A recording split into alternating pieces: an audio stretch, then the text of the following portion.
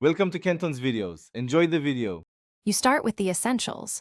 Confirm your phone reads and writes NTAG 216 or compatible tags, and make sure your hub accepts mobile or HTTP triggers.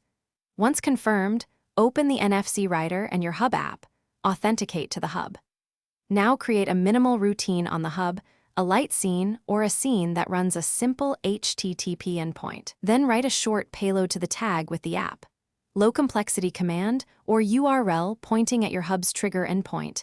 Tap once the tag reads correctly. Design the payload format your hub expects, ndef URL for webhooks or a MIME record for local apps. If authentication is required, create a dedicated webhook token or a short-lived key. Avoid embedding long-term secrets on tags. Deploy the routine to accept the incoming request and then test in stages. Read the tag, manually call the hub endpoint, and finally tap the tag to execute the full path. Make sure to observe responses and logs for each step. To complete setup, mount tags with an NFC range and protect them from wear. Label them so you know which routine runs.